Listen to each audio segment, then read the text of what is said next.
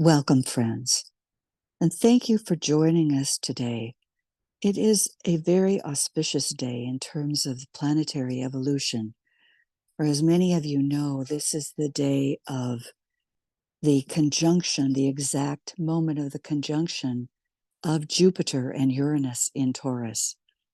It's a highly auspicious moment for Uranus as well as Pluto affect the soul life of humanity far more than they do the personality life. And humanity is rapidly, as Philip Lindsay says, responding to the higher spiritual influences, and therefore we can look for the discovery of increasingly subtle forces.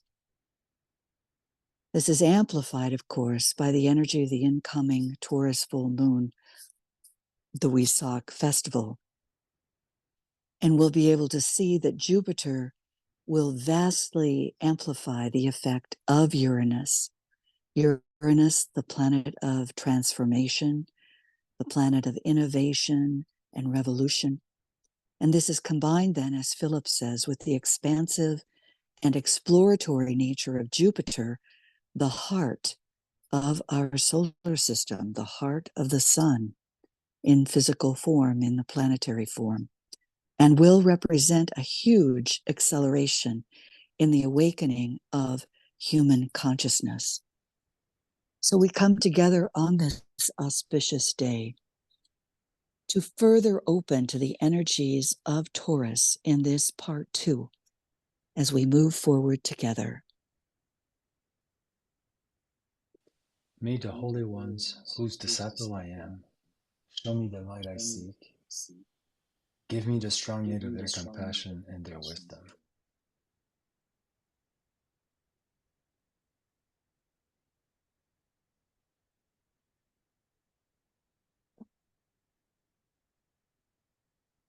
All things do. It lives and moves in those who know the self is one.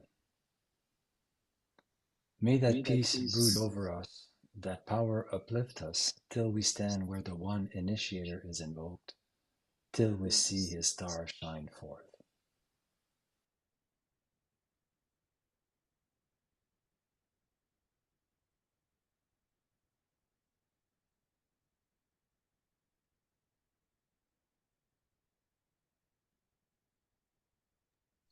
Were you all able to hear Francois?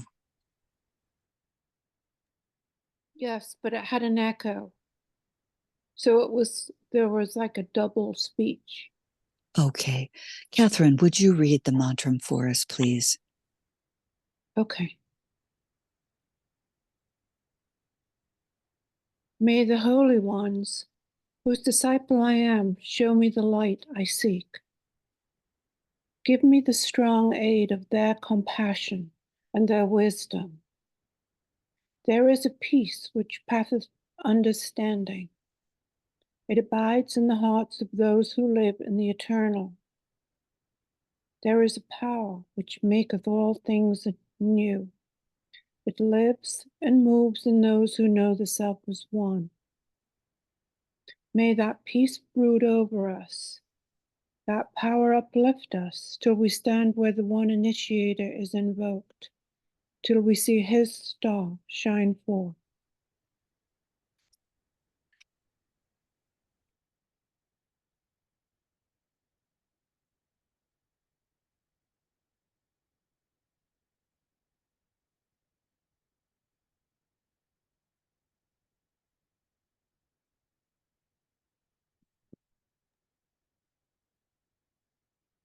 In part 1, preparing for the Wesak, we explored the quality of the heart given to us by Master Dwal Kul, wisdom through vision, as an aspect of group consciousness.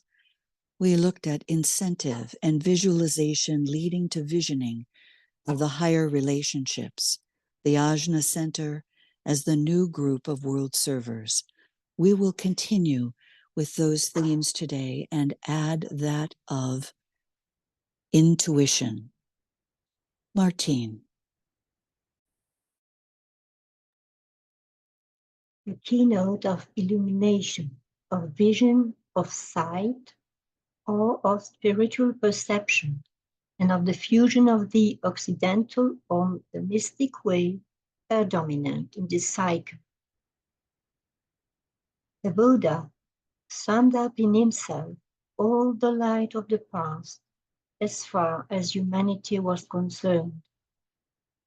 He was the culminating messenger and demonstrated the innate possibilities of mankind, radiating the light of wisdom in relation to the light of substance and producing that dual blaze or flaming light which had been fanned and fostered, though not fully expressed, by humanity up to that time. He came forth as the flower or fruition of the past and as the guarantee of man's innate capacity.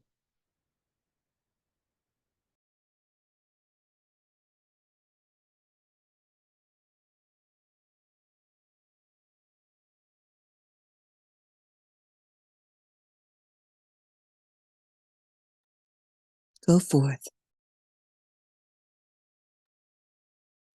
Today, the masters of the wisdom are working primarily upon the mental plane, dealing with ideas and with their impression upon the minds of their disciple and advanced humanity. It is the problem of humanity as a whole to work in the world glamour. It is the responsibility of the aspirants of the world to guide humanity out of the valley of glamour. Man must learn to understand it, that eventually, aided by the senior disciple of the world, trained by the masters of the wisdom, to transmute and dispel it.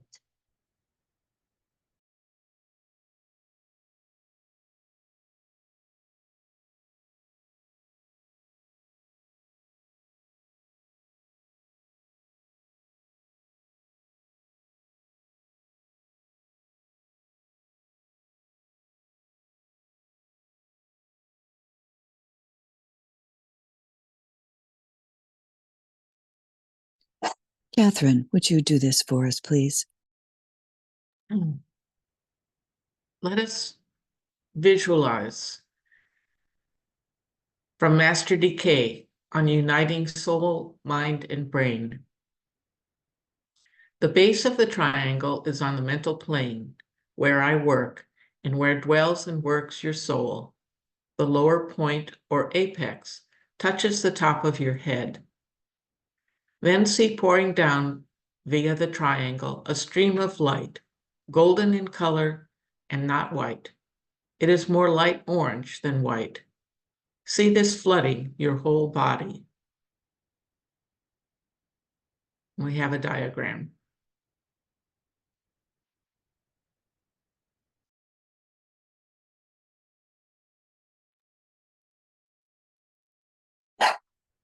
Would you continue, please? You will thus create a triangle of light between your soul, your head center, and myself. Fix and hold this triangle firmly in your consciousness through the power of the creative imagination. And we see a triangle from the Buddhic plane to the higher mental plane and the lower mental plane at the top of the head.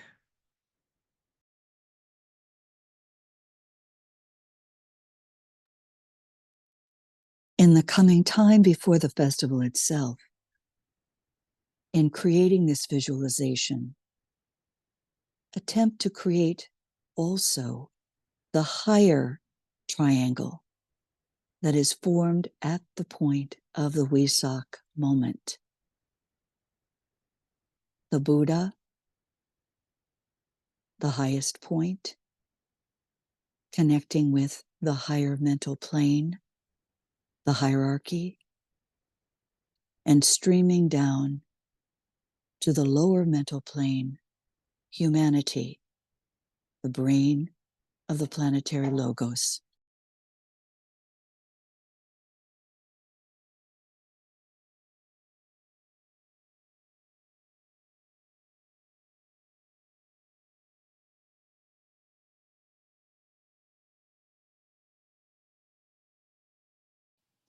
Then rest back in that light and bathe in it as you would bathe in the waters of the sea. See it permeating every part of your physical equipment and let it do its work without your having any definite ideas as to what should be accomplished. The rest of the activity is in my hands, and you can safely leave it to me. This exercise will aid you in handling your life problem and your service until such time as you enter into that light wherein consciousness awakens, free from the bonds of flesh. But that time is not immediate.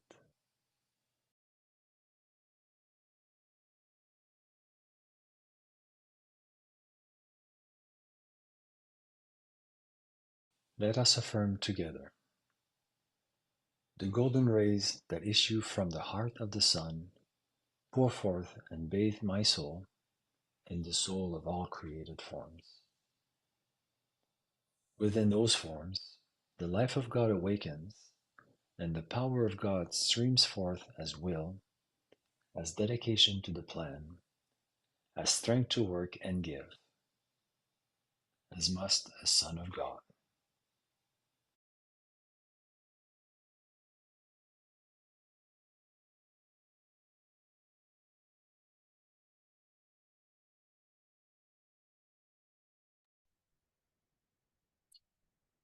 Life, as we have been told, is perceivable through vibration, light, sound, and color. So, as we've been going through in this series, what are the stages in the development of our perception under this law of vibration in relation to the ajna system? Our initial perception is through sight. The left eye is the agent of astral force, and the right eye is the agent of mental force. In developing visualization, we move through this step to develop vision. And through the process, eventually the ajna center becomes the synthesis of the lower centers.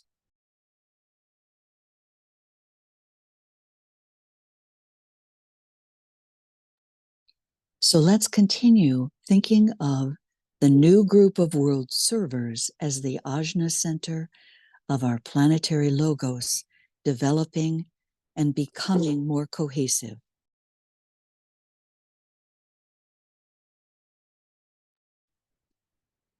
Then the pineal gland becomes the center of magnetic field, or a center of magnetic field, which is set in motion in the first place by the power of visualization. And then at that point, energy is gathered by the disciple, or in this case, the coming Wesak Festival, by the new group of world servers, and then directed with intention to one or other of the centers, in this case, to humanity. This focused thought produces inevitable effects within the etheric body, and thus, two aspects of the creative imagination are brought into play.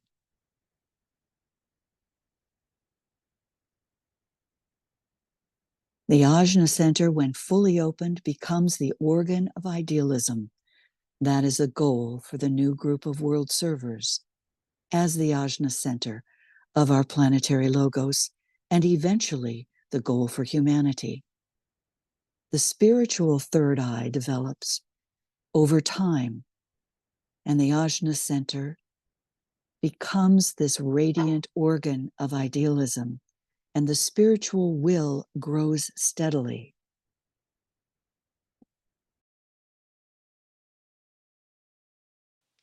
The third eye, or spiritual eye, is the controlling factor of the magical work. All white magical work is carried forward with a definitely constructive purpose, made possible through the use of the intelligent will. In other words, the soul knows the plan, and when the alignment is right and the attitude correct, the will aspect of the divine man can function and bring about results in the three worlds. The organ used is the third eye. The analogy to this can be seen in the often noticed power of the human eye as it controls other human beings and animals by a look, and through steady gazing can act magnetically. Force flows through the focused human eye. Force flows through the focused third eye.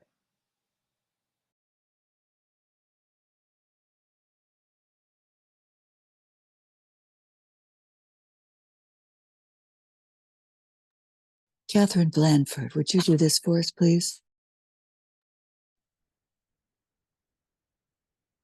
The eye of Buddhi is the distributing agent for the energy of love.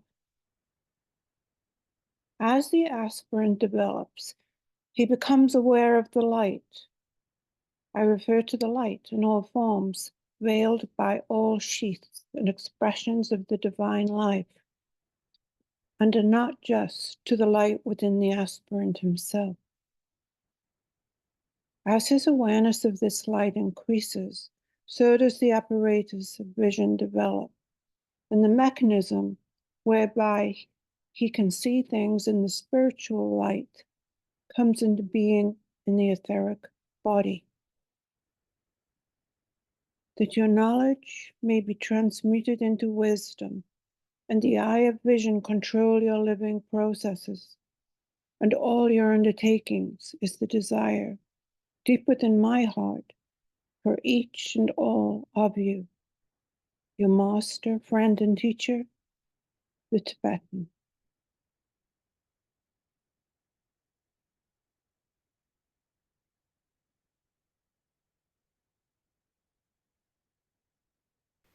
As a result of focused thinking in the heart, the spiritual eye opens and becomes the directing agent, employed consciously by the initiate whilst doing his work under the law of sacrifice. As the disciple and the initiate progress from stage to stage of revelation, it becomes increasingly difficult to make clear not only what is revealed, but also the processes of revelation and the methods used to bring the stage of revelation about. The vast mass of mankind throughout the world have no clear idea as to the function of the mind as an organ of vision illumined by the soul. Still fewer, only the disciples and initiates, are able to glimpse the purpose of the spiritual eye and its functioning in the light of the intuition. When we come, therefore, to the great organ of universal revelation, the monadic principle, functioning through the medium of an extraplanetary light, we enter realms which are indefinable and for which no terminology has been created, and which only initiates above the third degree are able to consider.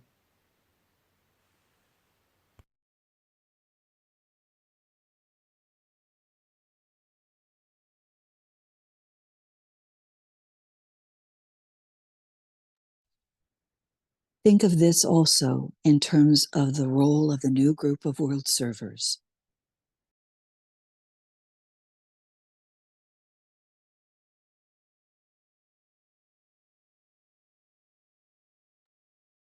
Focusing thinking in the heart, in the hierarchy, the heart of the planetary logos.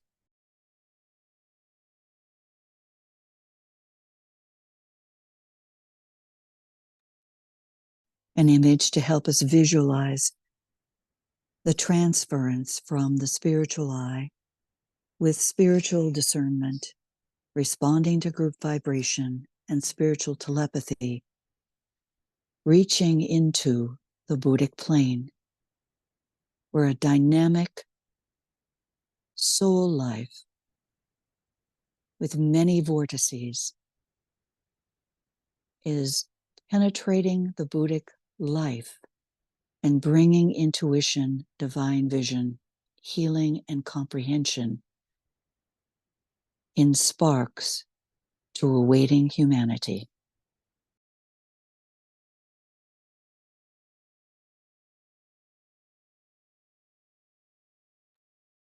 Martine.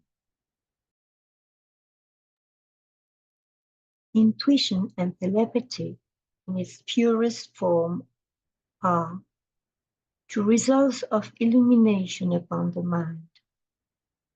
On the emotional nature, or in the language of the esotericist, in the desire of feeling body, we have the registering of joy, of happiness, and the experience of ecstasy. What then is true intuition? We know that humanity experiences desire or feeling. So the new group of world servers, advanced disciples and initiates, what is the experience? What is this true intuition? Intuition is the synthetic understanding, which is the prerogative of the soul, and it only becomes possible when the soul, on its own level, is reaching in two directions, towards the monad and towards the integrated and perhaps, even if only temporarily, coordinated and at one personality. It is the first indication of a deeply subjective unification, which will find its consummation at the third initiation.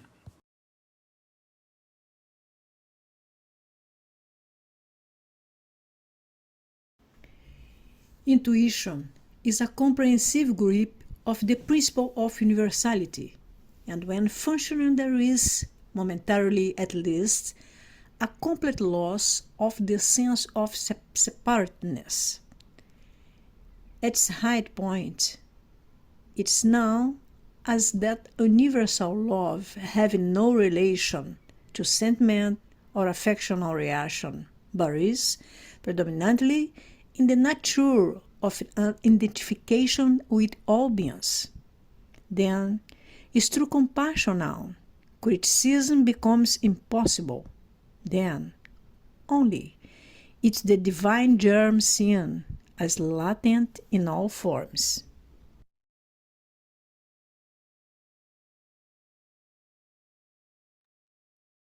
The goal for the new group of world servers to embody intuition on behalf of humanity in this next phase of development. Intuition is light itself, and when it is functioning, the world is seen as light, and the light bodies of all forms become gradually apparent. This brings with it the ability to contact the light center in all forms, and thus again, an essential relationship is established, and the sense of superiority and separateness recedes into the background.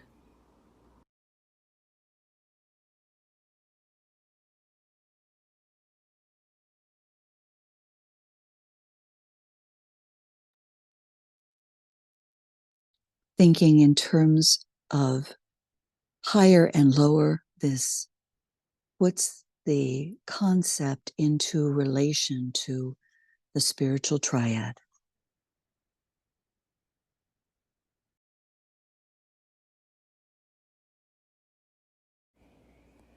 The intuition brings illumination, understanding, and love. Let us look again at the spiritual triad connecting the permanent atoms and correlate that to the qualities that are found on the planes in the constitution of man. On the level of manas or mind, at the bottom on the right, the fourth subplane gives us the quality of discrimination. The third, spiritual discernment. The second, response to group vibration. And the highest, spiritual telepathy. If we move upward, as the eye of Buddhi is developed, it becomes the distributing agent for the energy of love, and those who have passed the fourth initiation and beyond achieve full identification with the quality of comprehension on the lowest subplane, and then move to healing, divine vision, and on the fourth subplane, intuition.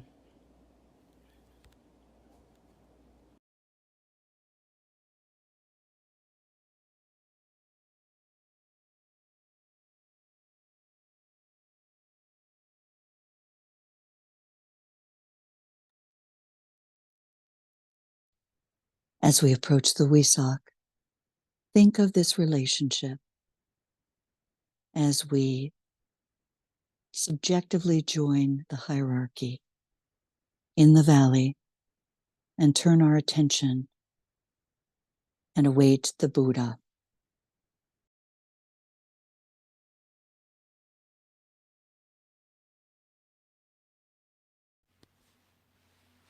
The aspect of control through magnetic energy and the attractive force in the spiritual eye, which is the dominant factor in magical work, is the correspondence to the soul.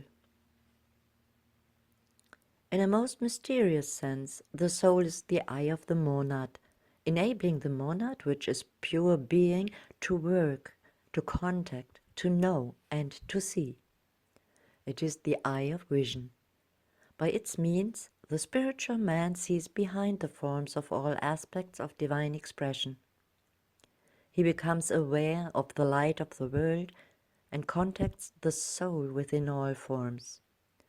Just as the physical eye registers forms, so does the spiritual eye register the illumination within those forms, which illumination indicates a specific state of being. It opens up the world of radiance.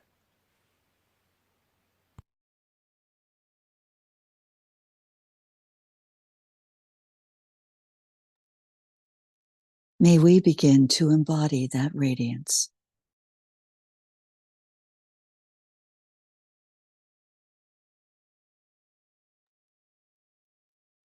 This is just an image to remind us that we are moving along this path, the path of the reversed wheel, from instinct to intellect to intuition, governing aspiration, in the first stages of soul consciousness. And the initiate then can say, I see. And when the eye is opened, all is light. For illumination governs the intuition and the second stages of soul consciousness, with greater inspiration leading to identification with the soul. So let us touch briefly on the relationships revealing true intuition and Taurus and the science of the centers. Master DK gives us some very important instructions that are fundamental to understanding the reversal of the wheel. He says, I have several times used the phrase pass through the centers and forms. This concept necessitates the idea of distributing centers to which the incoming energies may go and from which they may pass out again as radiation. Some idea of this might be grasped if I gave you the new proposition, new to you, though old to esotericists, of the centers in the human etheric body.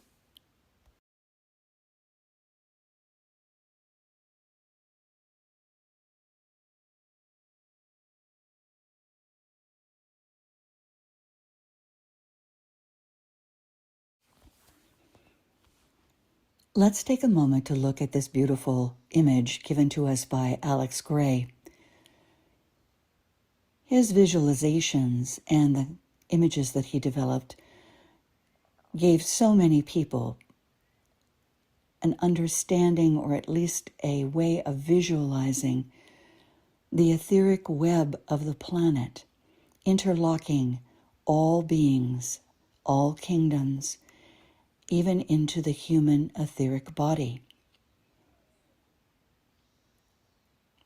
DK goes on to tell us that the four centers above the diaphragm, the heart, throat, ajna, and head centers, are basically and primarily receiving centers.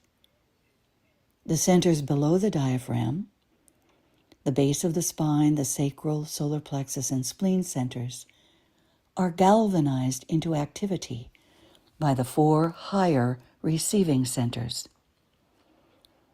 Visualize your centers from the head to the base and note the distribution of energy, with the diaphragm separating higher and lower.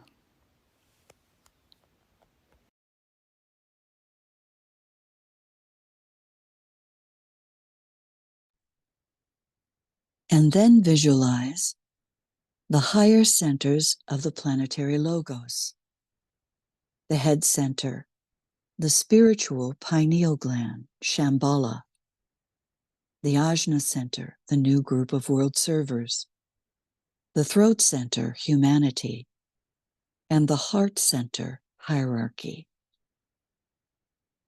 all brought together at this important festival of Wesak.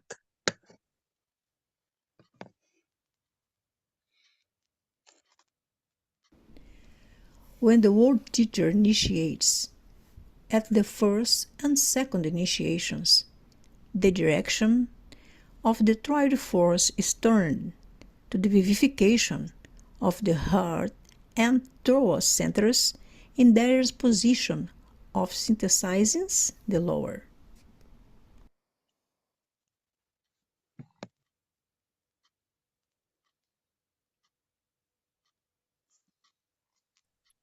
And we may propose that humanity is approaching the second initiation, and that each Taurus full moon and the time through to the Gemini full moon is this opportunity for the Buddha and the Christ to unite in their effort to vivify the throat center, vivify humanity.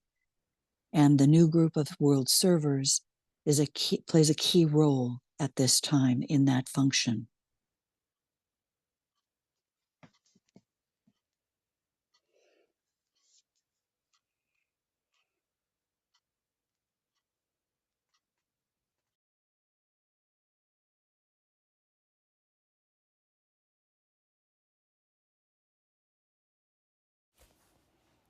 Now again, visualize the centers of the human frame, the human etheric body, and imagine these lower centers before the reversal of the wheel, magnetizing and galvanizing activity from the higher centers, which have for so many lives over eons during the evolution of human experience served as receiving centers.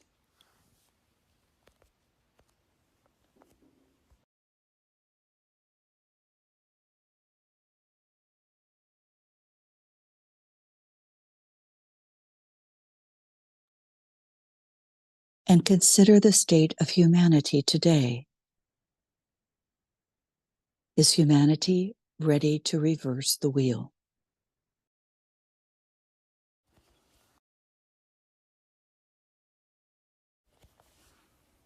This reversal is repeated in the human frame, and the four lower centers eventually return that which has come to them.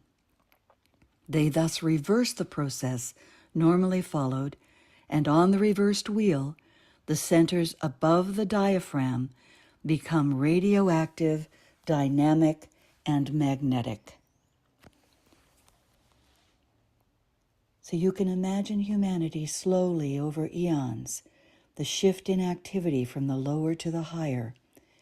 Eons ago, as instinct, gradually imagine the acquiring of intellect, and now the focus on moving the lower to the higher, galvanizing the heart, throat, ajna, and head center through the initiatory process, into unified soul consciousness, gradually illumination leading to intuition. This is accomplished on the reversed.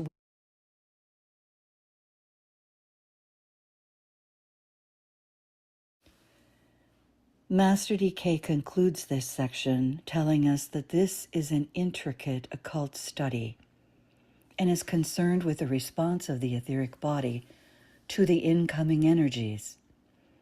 It relates finally the lowest center at the base of the spine to the highest center, the head center.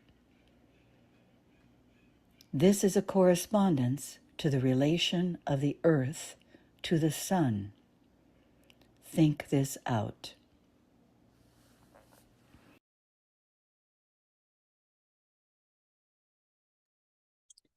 The next stage for humanity, the next stage for the planetary logos, attuning to the soul of this logos, said to be embodied in some way in a relationship with the planet Venus.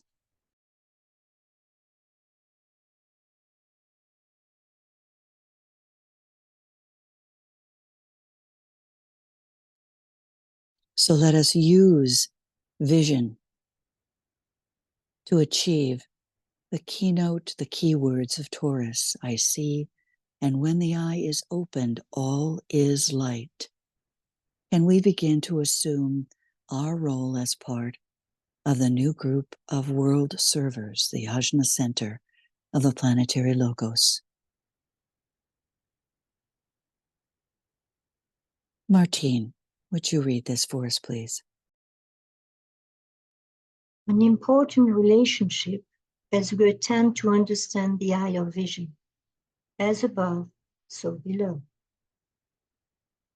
Shambhala, the entry point for the potent energies of Taurus, which stream from the Great Bear and the Pleiades, is the seat of will or power as the planetary head center, and is called the Holy City, the center of purpose, plan, and is a spiritual pineal gland, life aspect of the planetary logos.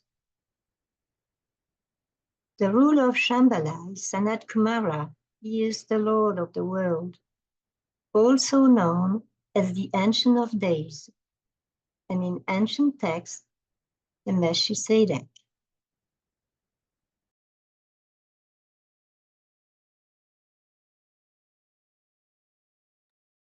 And would you continue, please? The pineal gland, associated with the third eye, relates to the goal of evolution, which is to develop the inner vision. The occult significance of the eye is given to us as the eye of Taurus. The bull, the constellation of Taurus, was called the mother of revelation and the interpreter of the divine voices. The student must be careful to distinguish between the third eye and pineal gland.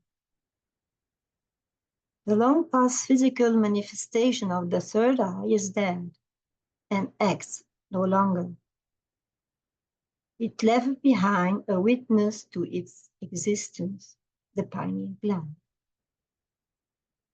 The third eye exists in etheric matter, in front of the head, on a level with the eyes. It is an energy center formed by a triangle of force: the pituitary body, the pineal gland, and the elder major center.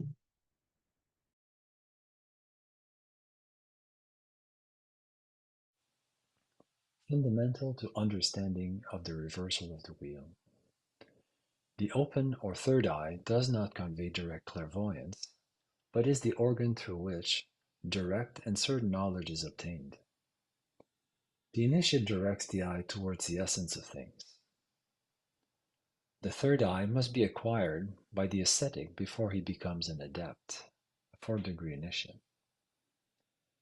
Students of occultism ought to know that the third eye is indissolubly connected with karma because it reveals that which is its past. The third eye is the mirror of the soul. The inner eye can see through the veil of matter. The spiritual eye reveals the supersensual states. In the spiritual, regenerated man, the third eye is active.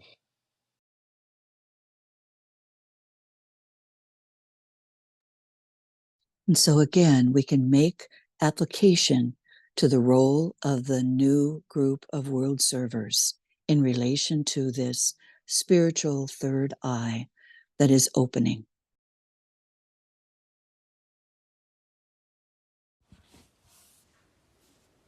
The ego, the reflection of the monad, is in itself a triplicity, as is all else in nature, and reflects the three aspects of divinity, just as the monad reflects on a higher plane the three aspects: will, love, wisdom, and active intelligence of the deity. At the first initiation, the initiate becomes aware of the third or lowest aspect of the ego, that of active intelligence. He is brought face to face with that manifestation of the great solar angel, Petri, who is himself the real self. He knows now, past all disturbance, that the manifestation of intelligence is that eternal entity who has for ages past been demonstrating its powers on the physical plane through his successive incarnations.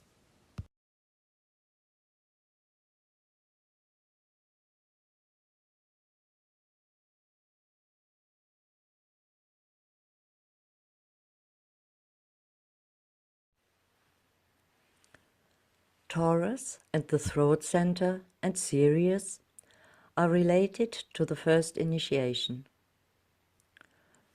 The throat center is the organ for the distribution of creative energy, of the energy of the third aspect, by souls at the above point of evolution. The energy or force emanating from the sun Sirius, the energy of thought or mind force.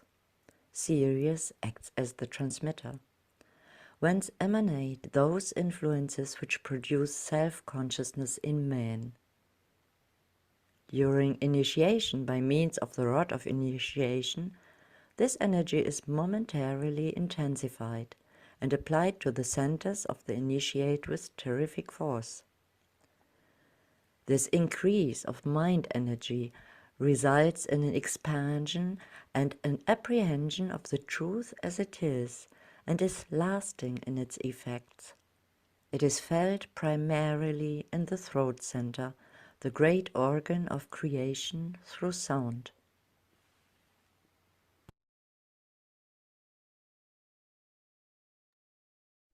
And let us think of humanity as the throat center of the planetary logos. Having been through the first initiation, what has been the result?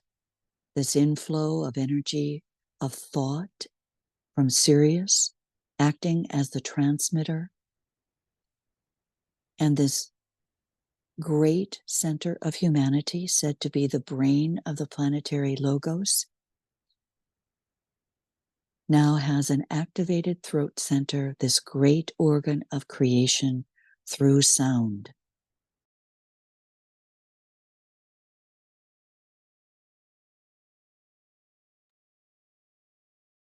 Ellen, would you be able to read for us this section? At the second initiation, this great presence, the soul, is seen as a duality, and another aspect shines forth before the initiate. he becomes aware that this radiant life, who is identified with himself, is not only intelligence in action, but also is love wisdom in origin. He merges his consciousness with this life and becomes one with it, so that on the physical plane, through the medium of that personal self, that life, the monad, is seen as intelligent love expressing itself. And this again can be applied in terms of where humanity is, where the planetary logos is, in approaching the second initiation.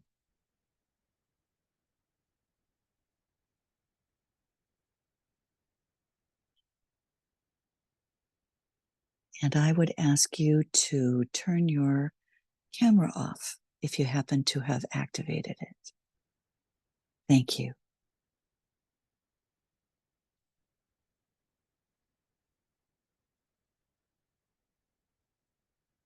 As we've mentioned several times, all of this occurs according to the ray and the way in which the succession of triangles is activated. Depends upon the ray of the monad, so that the points are touched in an ordered sequence. This is a depiction of the first esoteric triangle that is usually developed by the energy of the disciple as he creates this triangle in his own being. And then we can also imagine this in relation to, or think of it in relation to, the planetary logos. It is, as he says, more in the nature of a funnel of reception than a triangle. This triangle of the Ajna Center being the new group of world servers, the Heart Center being the hierarchy, and the soul vehicle itself, which is that soul of the planetary logos as it appears in the spiritual triad. So it's on that higher level, it's in relation to the spiritual triad. And the spiritual eye is opening within that funnel of energy and force that has been created.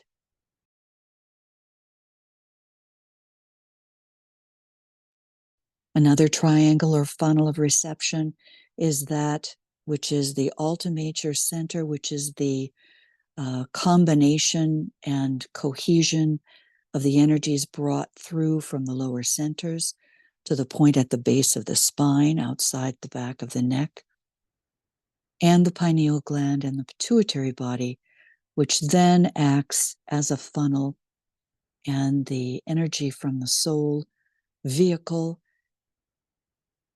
is brought in, and the spiritual eye.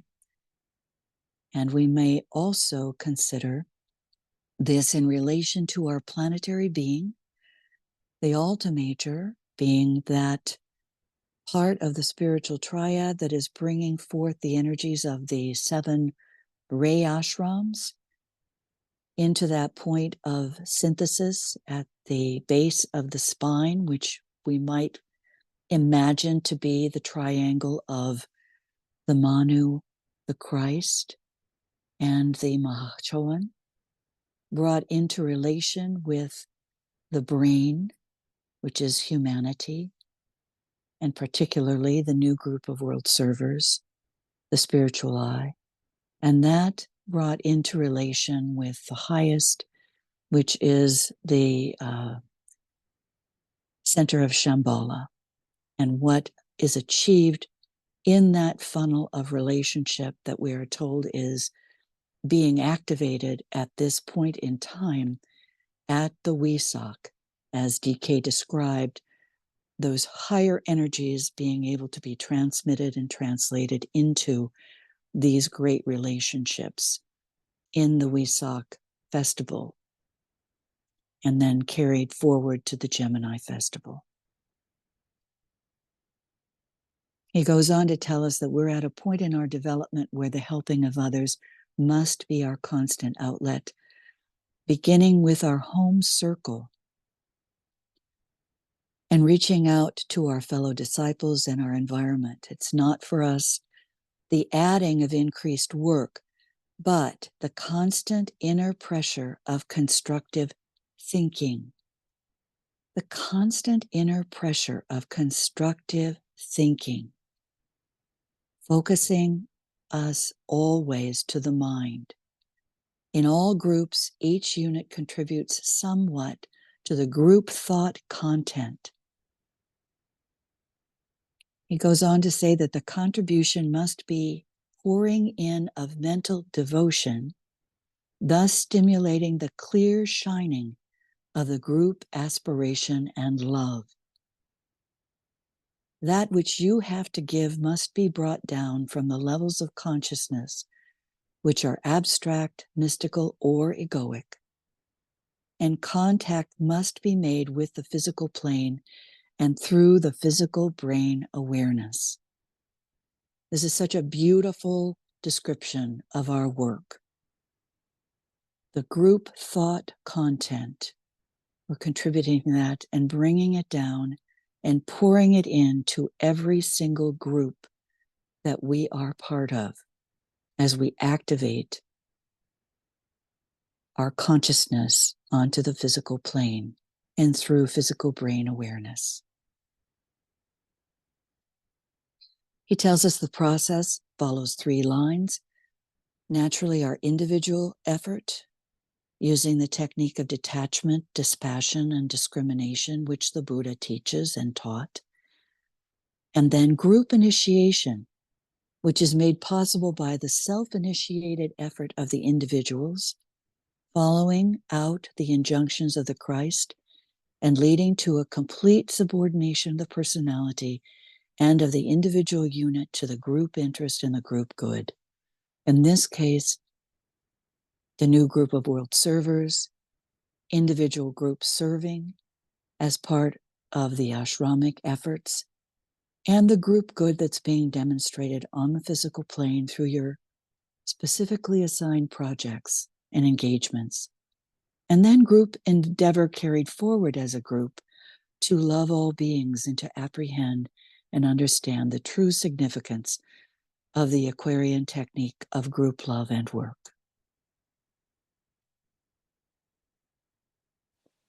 Work, therefore, for the next few months at strengthening your alignment, linking consciously brain, mind, soul, and producing a deepened and more stabilized interrelation and awareness.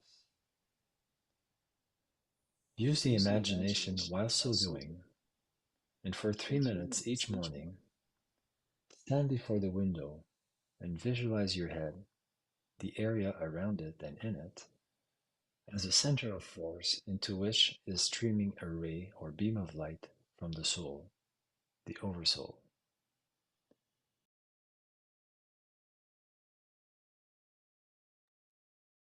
A simple exercise that we can each do before we go out into our daily contacts.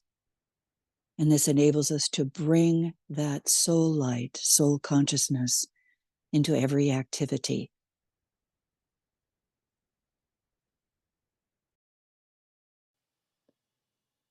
This is seen as pouring down into the head center from the soul via the mind, gathering thus mental intensity through the astral body, gathering to itself high aspiration and devotion, and through the etheric body, vitalizing it in every part.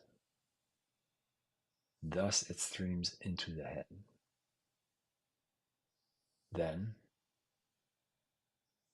holding the stream there, divide it into 2 streams and send one, by an act of the will, to your splenic center. Note, this is found a little to the left and below the heart center, above the solar plexus, and somewhat under the left hand ribs. Send the other stream of force, by an act of the will, out into the world through the hands held out in blessing.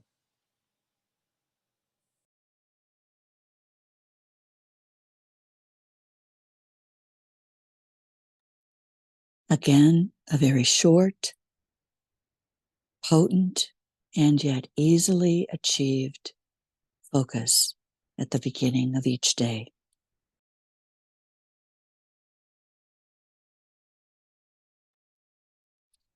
And you can also engage the higher triangles to bring forth the energies to assist, to keep that focus and hold that focus and engage with the groups that you're working with these higher energies guiding and leading through each moment, each activity.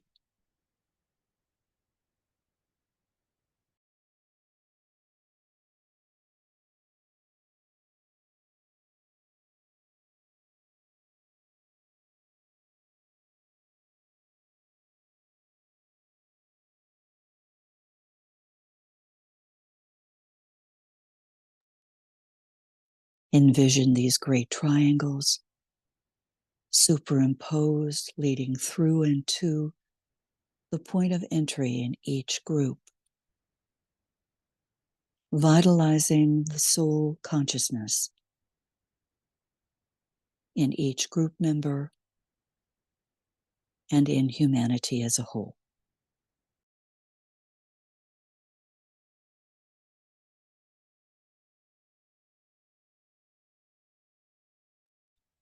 We'll meet next Saturday to continue with the science of the rays and the science of triangles to complete and build off of the energies of this great Wesak Festival.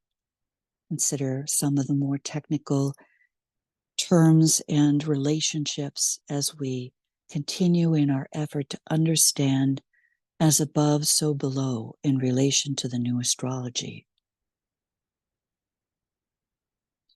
As DK says, and we have stated before, remember no matter who you are or where you are may be placed or what is the nature of our environment, no matter how isolated we may feel or apart from those who may share our spiritual vision, each of us can, the day of the Wesak, and for the period immediately following, and as today preceding it, work and think and act in group formation and function as a silent distributor of force. This is just a summary of what we learned in part 1, emphasizing these accomplishments of the Wesak Festival that are possible and that we add to annually.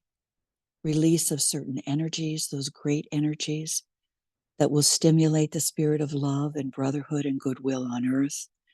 The fusion of all people of goodwill in the world into an integrated, responsive whole. The invocation and response of the certain great beings whose work is possible if the first two objectives are achieved.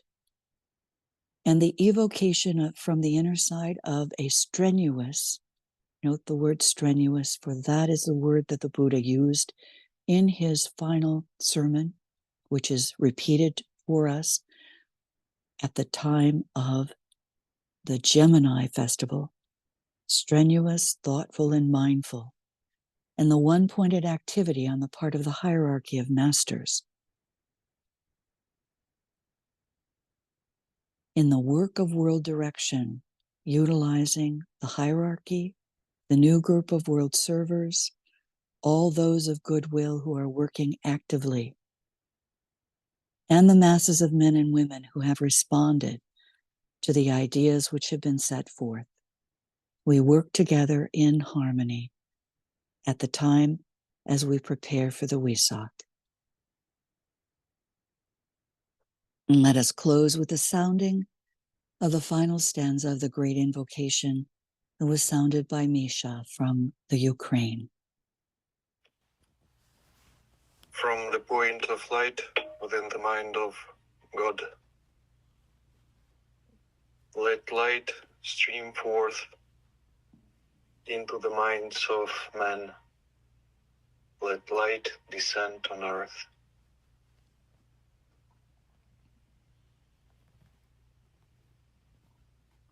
From the point of love within the heart of God, let love stream forth into the hearts of men. May Christ return to earth.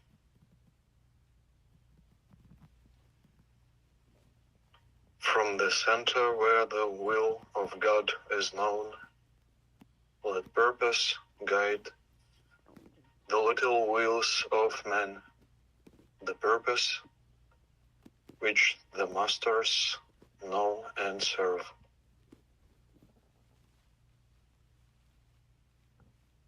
From the center, which we call the race of men, let the plan of love and light work out, and may it seal the door where evil dwells.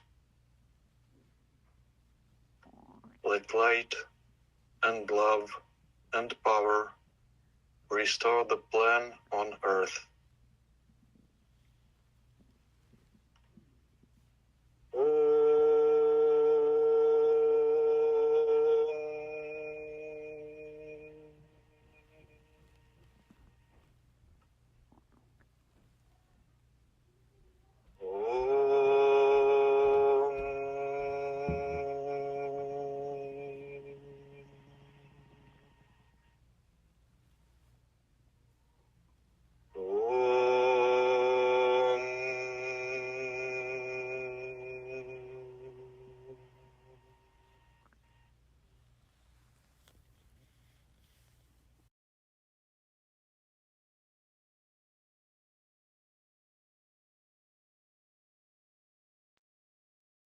And so let it be, and help us to do our part.